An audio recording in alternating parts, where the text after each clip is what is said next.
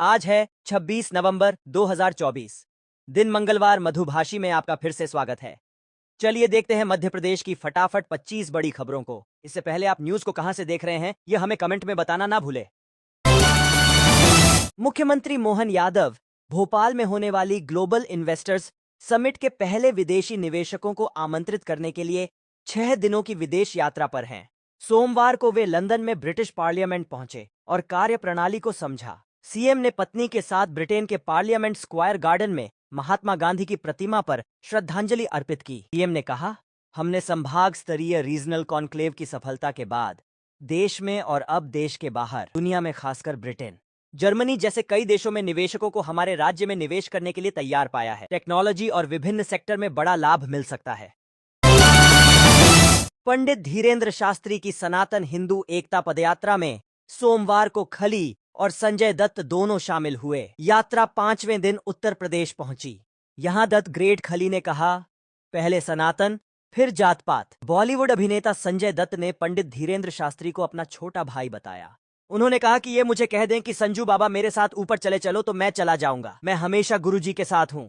9 दिन की यात्रा के बाद 29 तारीख को ओरछा धाम में समाप्त होगी। यात्रा में महाराज के साथ हजारों की संख्या में श्रद्धालु चल रहे हैं। श्योपुर के कूनो नेशनल पार्क में मादा चीता निर्वा ने 4 शावकों को जन्म दिया है। बताया जा रहा है कि शावकों का जन्म 22 नवंबर को हुआ है। मुख्यमंत्री मोहन यादव ने सोशल मीडिया पर इस जानकारी को साझा किया है। हालांकि उन्होंने शावकों की संख्या नहीं बताई है। कूनो में पहले से 24 चीते हैं, जिन्हें मिलाकर अब कुल 29 चीते हो गए हैं। कूनो प्रबंधन ने भी इसकी आधिकारिक पुष्टि नहीं की है। इस हफ्ते पड़ेगी कड़ाके की ठंड। दिसंबर में चलेगी शीतलहर, आएगा कोहरा। एमपी मौसम विभाग की माने तो हवाओं का रुख उत्तरी बना हुआ है। कश्मीर और लद्दाख में बर्फबारी के कारण उत्तरी हवाएं प्रदेश में आ रही हैं, जिससे दिसंबर में शीतलहर और कोहरे का असर देखने को मिल सकता है। पश्चिम विक्षोभ के असर से उत्तर भारत के पहाड़ों पर और बर्फबारी होने के बाद न्यूनतम तापमान में और गिरावट होने के आसार हैं। भोपाल जिले में 3500 से ज्यादा किसानों ने अपने बैंक अकाउंट आधार से लिंक नहीं कराए हैं, जबकि 6000 से अधिक किसानों ने केवाईसी भी नहीं कराया है। ऐसे में उन्हें सरकार की ओर से मिलने वाली राशि नहीं मिल सकेगी। प्रधानमंत्री किसान सम्मान निधि एवं मुख्यमंत्री किसान कल्याण योजना का लाभ ले रहे किसानों को अपना केवाईसी एवं बैंक खाता आधार से लिंक करवाना था, लेकिन अब तक 9500 किसान पीछे रह गए। इंदौर के रहने वाले क्रिकेटर वेंकटेश अय्यर इस बार भी आईपीएल में कोलकाता नाइट राइडर्स की ओर से खेलेंगे। सऊदी अरब के जेद्दा में हुए मेगा ऑक्शन में केकेआर ने उन्हें 23 करोड़ 75 लाख में खरीदा। तीसरे सबसे महंगे भारतीय खिलाड़ी बन गए हैं। अय्यर के लिए कोलकाता नाइट राइडर्स और बेंगलुरु रॉयल चैलेंजर्स के बीच बोली लगी। उन्होंने अपनी पत्नी को लकी चार्म बताया थी। साथ ही भविष्य में आईपीएल टीम की कप्तानी की इच्छा भी जताई। उनके परिवार में मां उषा नर्स हैं और पत्नी श्रुति फैशन डिजाइनर हैं। उनके पिता एक निजी कंपनी में काम करते हैं। मध्य प्रदेश में हर साल खरीफ और रबी सीजन में खाद वितरण को लेकर किसानों को परेशानियों का सामना करना पड़ता है। आगामी वर्ष से सरकार खाद वितरण व्यवस्था में बदलाव करेगी। जहां 500 से अधिक किसान होंगे, वहां नए केंद्र बनाए जाएंगे और केंद्र सरकार से आर्थिक सहयोग प्राप्त किया जाएगा। उज्जैन में सोमवार को अघन माह मार्गशीर्ष में महाकाल की अंतिम राजसी सवारी चंद्रमौलेश्वर स्वरूप में नगर भ्रमण पर निकली। महाकाल की सवारी के क्रम में सोमवार को राजसी सवारी निकाली गई। शाम 4 बजे महाकालेश्वर ज्योतिर्लिंग के सभा मंडप में महाकालेश्वर के चंद्रमौलेश्वर स्वरूप का पूजन अर्चन किया गया। इसके बाद भगवान चंद्रमौलेश्वर को रजत पालकी में विराजमान किया गया। सवारी में आगे तोपची, कड़ाबीन, पुलिस बैंड, घुड़सवार दल और सशस्त्र पुलिस बल के जवान चल रहे थे। विजयपुर विधानसभा उपचुनाव में हार के बाद रामनिवास रावत का दर्द छलका है। उन्होंने कहा, कुछ लोगों को लगा कि मेरे बीजेपी में आने के बाद उनका सब कुछ खत्म हो जाएगा। उन लोगों ने मुझे हराने में कोई कसर नहीं छोड़ी। ऐसे लोगों ने जनता को भ्रमित किया और मूल भाजपा के लोगों को बरगलाया। जनता ने तो मुझे 93,000 वोट दिए हैं। कुछ ही लोग इसे स्वीकार नहीं कर पाए। ग्वालियर लोकायुक्त टीम ने भितरवार में गुरुद्वारे की दुकानों में पटवारी को 25,000 की रिश्वत लेते हुए रंगे हाथों पकड़ा है। पटवारी भितरवार तहसील के गोधारी लुहारी हलके पर पदस्थ है। आरोपी पटवारी को भितरवार के वार्ड क्रमांक 8 में गुरुद्वारे की दुकानों में अपने ऑफिस से ही पकड़ा गया है। मध्य प्रदेश सरकार ने वन्य जीव के हमले में किसी व्यक्ति की मृत्यु होने पर मुआवजा राशि को बढ़ाकर 25 लाख रुपए करने का निर्णय लिया है। पहले यह राशि 8 लाख रुपए थी।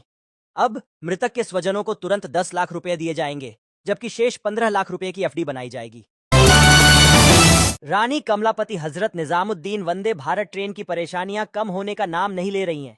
यात्रियों को होने वाली असुविधा के कारण इस ट्रेन में नए नए मामले सामने आ रहे हैं। ताजा मामला कोच की स्प्रिंग टूटने के कारण ट्रेन के पिछले 10 घंटे से रानी कमलापति स्टेशन पर खड़ी रहने का है। रविवार को जब ट्रेन हजरत निजामुद्दीन से रात 10 बजे वापस लौटी तो कोच नंबर C11 की स्प्रिंग टूटने की जानकारी मिली। इसके बाद करीब 17 घंटे तक रानी कमलापति स्थित यार्ड में इसका मेंटेनेंस किया गया। मध्य प्रदेश में बीजेपी बूथ समितियों के चुनाव चल रहे हैं।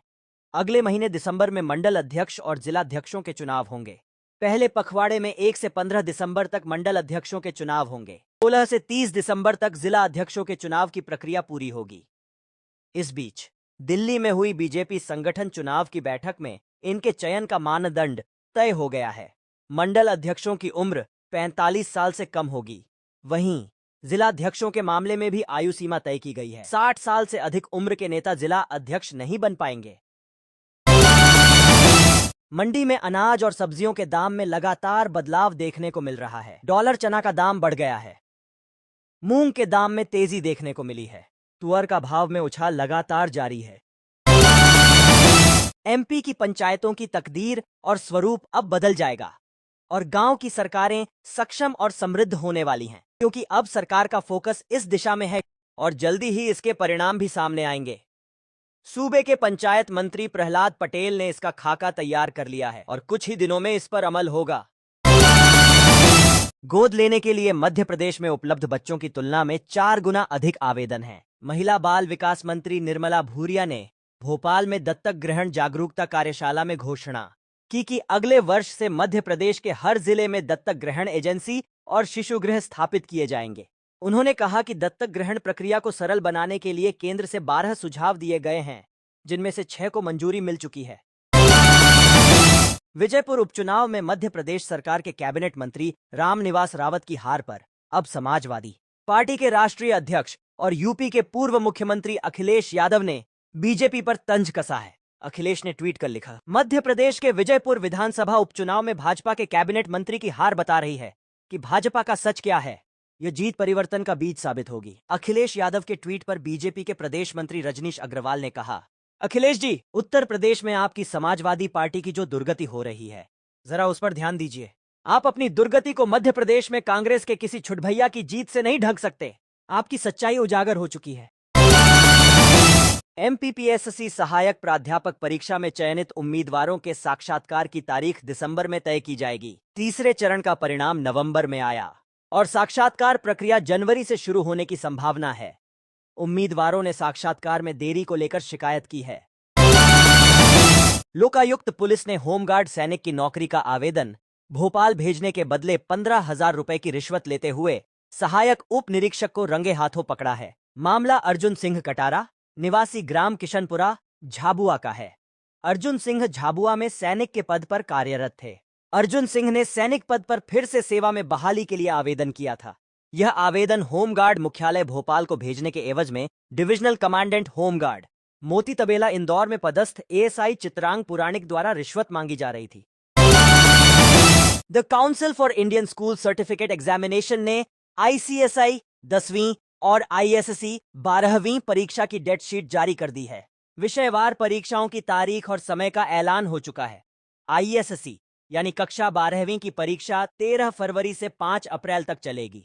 वहीं ICSI यानी कक्षा 10वीं की परीक्षा 18 फरवरी से लेकर 27 मार्च 2025 तक चलेगी। एग्जाम सिंगल शिफ्ट में आयोजित होंगे। सार्थक ऐप पर एंट्री नहीं तो वेतन भी नहीं।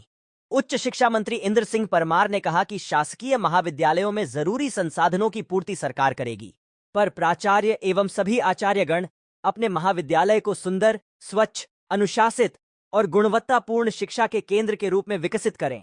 उन्होंने यह भी कहा कि प्राचार्य सहित सभी शिक्षक समय पर अपने महाविद्यालय में उपस्थित हों और सार्थक ऐप पर एंट्री करें। सार्थक ऐप पर जिस कार्य दिवस की एंट्री नहीं होगी, उस दिवस का वेतन काटा जाएगा। सोमवार को किसानों ने उज्जैन झालावाड़ नेशनल हाईवे 1 घंटे तक बंद रखा। सोयाबीन की तुलाई में अवैध वसूली का आरोप लगाते हुए किसानों ने सोमवार को एक बार फिर चक्का जाम कर दिया। सोयाबीन की उपज बेचने मंडी और सोसाइटी में पहुंचे किसानों का आरोप है कि सर्वेयर द्वारा पैसा लेकर सोयाबीन की खरीदी की जा रही है। समर्थन मूल्य पर किसानों से अवैध वसूली हो रही है। सोयाबीन तौलने के बदले भी पैसा मांगा जा रहा है। Centre for development of advanced computing CDAC Noida और पुणे ने कॉन्ट्रैक्ट आधार पर विभिन्न पदों पर भर्ती निकाली है, जिसके लिए आवेदन प्रक्रिया फिलहाल जारी है। इच्छुक और योग्य उम्मीदवार 5 दिसंबर तक ऑफिशियल वेबसाइट पर जाकर फॉर्म भी भर सकते हैं। सीडैक पुणे में कुल 248 पद रिक्त हैं, वहीं नोएडा में कुल 199 पद खाली हैं। राष्ट्रीय महिला आयोग में नौकरी पाने का सुनहरा अवसर है। एनसीडब्ल्यू ने 30 से अधिक पदों जैसे senior principal private secretary, research officer और पर्सनल असिस्टेंट के लिए भर्ती निकाली है। उम्मीदवारों को आवेदन के लिए आधिकारिक वेबसाइट पर जाना होगा।